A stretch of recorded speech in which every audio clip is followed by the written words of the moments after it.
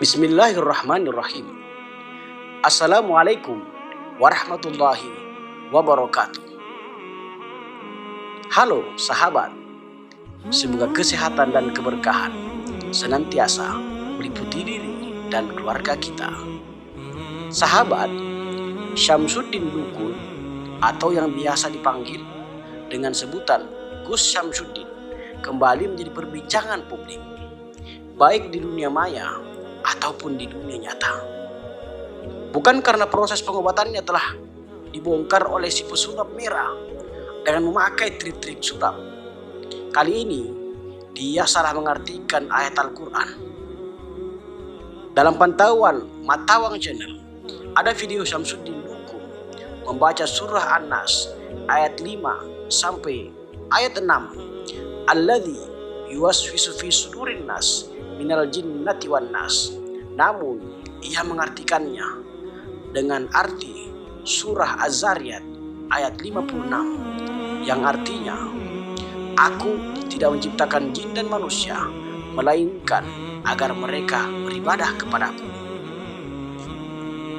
Istilah jin dalam Al-Quran berarti yang tersembunyi dan tertutup. Profesor Quraisy Shihab mengungkapkan sejumlah akar kata yang sama. Di antaranya adalah majnun, manusia yang tertutup akalnya. Janin, bayi yang masih dalam kandungan karena ketertutupannya oleh perut sang ibu.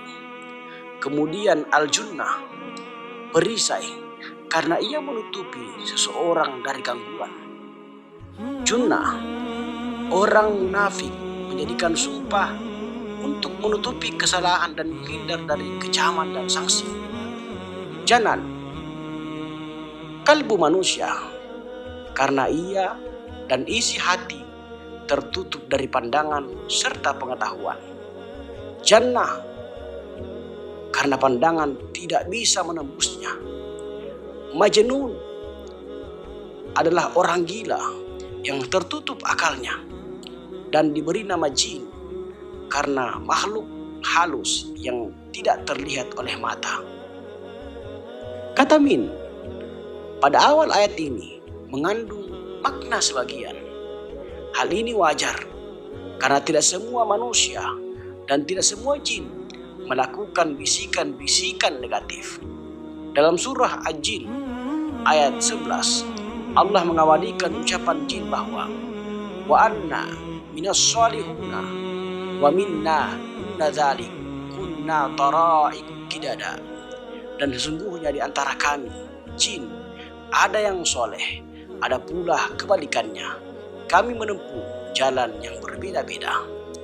Pendiri Pusat Studi Al-Quran PSQ itu juga menyampaikan ada juga yang memahami min berfungsi menjelaskan sehingga ia berarti yakni disebutkan semua makhluk Allah yang tidak soleh, yang menggoda dan mengajak kepada kemaksiatan dinamai setan, baik dari jenis manusia atau jin.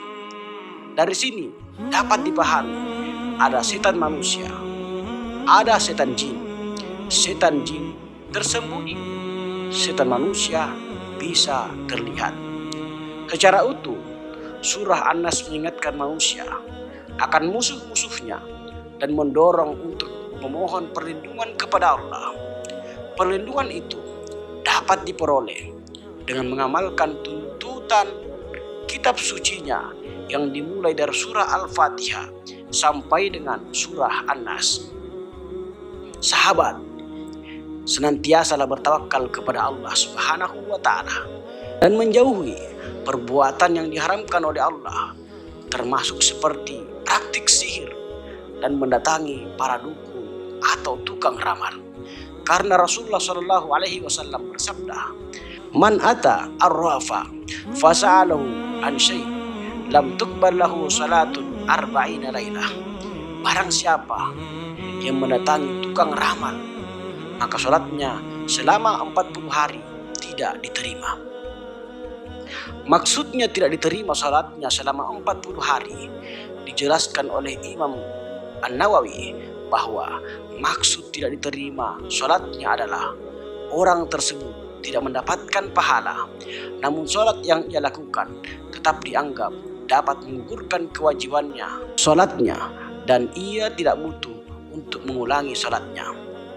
Pada hadis lain Rasulullah SAW bersabda, "Man ata kahinan au arrafa fasaddaqahu bima yakul faqad kafar bima unzila ala Muhammad."